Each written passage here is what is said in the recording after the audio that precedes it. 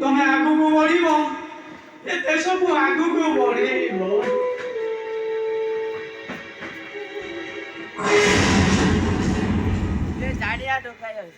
ବଞ୍ଚେଇ ଦିଅନ୍ତୁ ଆଜ୍ଞା, ମୋତେ ବଞ୍ଚେଇ ଦିଅନ୍ତୁ। କିଏ ତୁ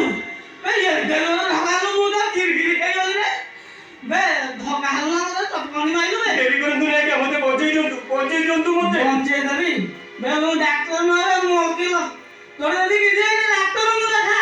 ମୋତେ କିଛି ରୋଗ ହେଇନି ଆଜ୍ଞା। କିଛି ତ ରୋଗ ହେଇନି। ଗର୍ଭବତୀ ମହିଳା ଲେବର ପେନ୍ ହେଲା ଭଳିଆ ଏମିତି ଅଧ ଚିତ୍କାର କରୁଛୁ କାହିଁକି? ମୋ ପଛରେ ପୋଲିସ ଆଜ୍ଞା। ପୋଲିସ କଣ କରୁଛୁ? ଚୋରି କରୁଛୁ ନା ଏଟିଏମ୍ ଭାଙ୍ଗିଛୁ? ନାଇଁ ଆଜ୍ଞା, ଆଉ କଣ କାହାକୁ ରେପ କରିକି ଫେରା ଯାଇଛୁ ରେ? ମଣିଷ ମାରିଛି ଆଜ୍ଞା। ଆମେ ତୁ ଗୋଟେ ଖୁନି। ପୋଲିସ ପୋଲିସ ମିଛ ଆଜ୍ଞା, ମିଛ ମର୍ଡର କେସରେ ମୋତେ ଫସାଇ ଦିଆଯାଇଛି। ଆପଣ କୁହନ୍ତୁ ଆଜ୍ଞା, ପିଲାଟି ବେଳରୁ ମୁଁ ଆଶ୍ରମରେ ପଢିଛି। ଗାନ୍ଧୀଙ୍କ ଫଟୋ ଆଗରେ ସବୁଦିନେ ସକାଳୁ ସକାଳୁ ପ୍ରାର୍ଥନା କରୁଛି। ଆପଣ କୁହନ୍ତୁ ଆଜ୍ଞା, ମୁଁ କେବେ ମଣିଷ ମାରିପାରେ, ଖୁନି ହୋଇପାରେ? 100%। ତମେ ସେଟାକୁ ପେଶା କରି ନେଇଛ ନା? ଏ ଦେଶରେ ବଡ଼ ବଡ଼ ବିଲ୍ଡର୍ସ କଣ୍ଟ୍ରାକ୍ଟ ପିସି ଦଉଛି କିଏ? ତମରି ପରି ଗାନ୍ଧୀ ଟୋପି ପିନ୍ଧାବାଲା। କାହାକୁ ମର୍ଡର କରୁଛୁ? କେମିତି ମର୍ଡର କରୁଛୁ? କୋଉଥିରେ ମର୍ଡର କରୁଛୁ? ନାଇଁ ଆଜ୍ଞା,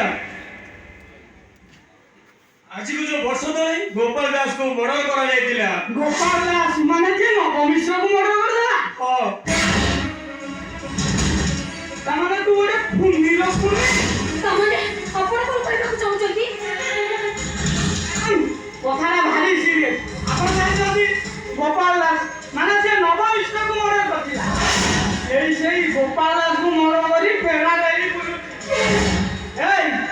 ସଦର ପୋଲିସ କାହିଁକି ତୋ ପଛରେ? ନାଇଁ ଆଜ୍ଞା, ମୋତେ ବିଶ୍ୱାସ କରନ୍ତୁ, ମୁଁ ମଣିଷ ମାରିନି। ମଣିଷ ତ ମାରିନୁ, ପୋଲିସ କାହିଁକି ତୋ ପଛରେ ପଡିଛି? ମୁଁ ଏଠିକି ଆସିବାର ପୋଲିସ ଦେଖିଦେଇଛି ଆଜ୍ଞା। ଯେକୌଣସି ମୁହୂର୍ତ୍ତରେ ଆସି ସେ ପହଞ୍ଚି ପାରନ୍ତି। ସେଇଥିପାଇଁ ପୋଲିସ ଏତେ ଧୂଳି ଦେଇ ଲୁଚି ଛପି ଚାଲିଛି। ଏମାନେ ତ ପୋଲିସ ମୋତେ ଧରି ନେଇ ପାରିଛି। ନା, ନା ନୁହେଁ। ହଁ, ମୁଁ ତତେ ଶାସ୍ତି ଦେବି। ମୁଁ ତତେ ଫାଶୀ ଖୁଣ୍ଟରେ ଝୁଲେଇ ଦେବି। ଶୈତାନ ହସିକି କୁଆ ପଳେଇ ଯାଉଛୁ ବେ ଶୈତାନ।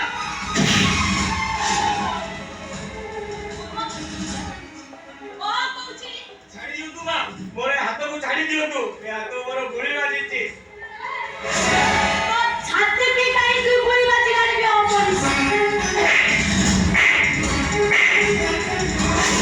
ବାବୁ, ହଁ ମ୍ୟାଡାମ। ମୁଁ ଏଇଟାକୁ ଏଇଠି ଅଟକେଇ ରଖିଛି। ତମେ ଯା ପୋଲିସରେ ଖବର ଦିଅ। ହଁ ମ୍ୟାଡାମ, ଆପଣ ଏଇଟାକୁ ଏଇଠି ଅଟକେଇ ଥାନ୍ତୁ। ମୁଁ ପୋଲିସରେ କମ୍ପ୍ଲେନ ଦେଇ ଦଉଛି। ମୁଁ ମଣିଷ ମାରିନି, ମୁଁ ଅପରାଧୀ ନୁହଁ। ତାହେଲେ ମୋ ସ୍ୱାମୀକି ମାରିଛି କିଏ? ଜାଣିନି ମା, ଆପଣ ସ୍ୱାମୀକୁ କିଏ ମାରିଛି? କହ, ସତ କହ, ମୋ ସ୍ୱାମୀକି ମାରିଛି କିଏ? ଏ ବୁଢ଼ୀ, ମୁଁ ଜାଣିନି। ମୋ ହାତ ଏପରି ବାହାର କର। ବିପ୍ଳବ ତୁ? ଆଗା ତୁ? ଏକାଦା ମୋତେ ବଞ୍ଚେଇ ଦେରେ ଭାଇ। କେହି ନହେଲେ ବି ମୁଁ ସାଗରେ ଆଶ୍ରମରେ ବଢିଛେ, ସାଗରେ ରହିଛେ, ସାଗରେ ଖାଇଛେ, ସାଗରେ ଶୋଇଛେ। ତୁ କହିଲୁ କାକା, ମୁଁ କେବେ ମଣିଷ ମାରିପାରେ, କି ହୋଇପାରେ? ତୁ ମୋ ସ୍ୱାମୀକୁ ମାରି ଦେଇଛୁ। ତୁ ମୋ ହାତର ଶଙ୍ଖା ଭାଙ୍ଗି ଦେଇଛୁ। ତୁ ମୋ କଥାର ଛିଦ୍ର ପୋଛି ଦେଇଛୁ। ତୋରି ପାଇଁ ମୋ ପିଲାମାନେ ଜରା ଖୋଇ ବୁଲୁଛନ୍ତି। ତୋରି ପାଇଁ ମୋ ପୁଅ ଛୁଆଟା ଆଜି ପାର୍କିଳି ହେଇ ବୁଲୁଛି। ଓହୋ, କଣ କହି ତମମାନଙ୍କୁ ବୁଝେଇବି? କଣ କହିଲେ ତମମାନେ ମୋତେ ବିଶ୍ୱାସ କରିବ? ଯେଉଁ ହାତ ଦିନେ ତିରଙ୍ଗା ଧରିଥିବ, ସେଇ ହାତ କେବେ ମାରଣାସ୍ତ୍ର ଧରି ପାରେ ନା। କିନ୍ତୁ ଯେଉଁଠି ନ୍ୟାୟ ଦେଶରୁ ଘୋଡ଼େଇ ଦେଇପାରେ, ସେ এই দেশের বেইমানମାନଙ୍କୁ ଶାସ୍ତି ଦିଏ। ବାପୁ ବାପୁ ଶବ୍ଦକୁ ତ ପାଟିରେ ଧରି ପଳକିରେ ପଡ଼ିଲା। ନେ ଭୁଲି ଘରେ ଠିକ ପିଟ୍ ଏଟାକୁ, ତୋ ମନ ଶାନ୍ତି ହବ ନା ପିଟ୍। ଏଟା ପରିଚାକରେ ଧରି ଦେଇ ଚାଲି ଯାଇପାରିବନି। ଘରେ ଠିକ ପିଟ୍ ତାକୁ। ମୁଁ ବାଉଁଶ ଠେଙ୍ଗା ଦେଲା। ଏକଥା ତୁ କହୁଛୁ? ହଁ, ମୁଁ କହୁଛି, ମୁଁ ମନା କରୁଛି। ଏଇଥିପାଇଁ ମନା କରୁଛି ଯେ ମୁଁ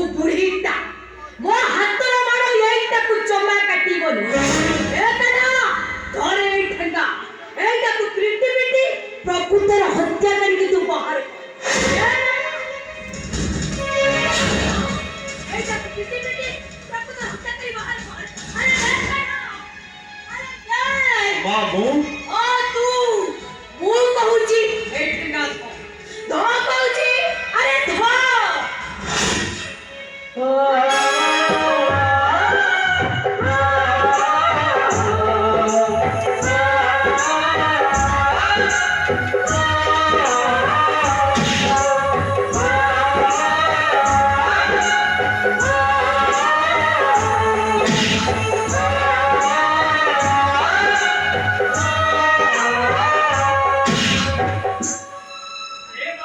तुमको चुपचाप किया ହେଇଛୁ ତୁ କଣ ମତେ ଚିହ୍ନିନୁ ଜାଣିନୁ ମୁଁ ମଣିଷ ମାରିନି ରେ ବାପୁ ମୁଁ ଅପରାଧୀ ନୁହଁ ମତେ ବଞ୍ଚେଇ ଦେ ରେ ବାପୁ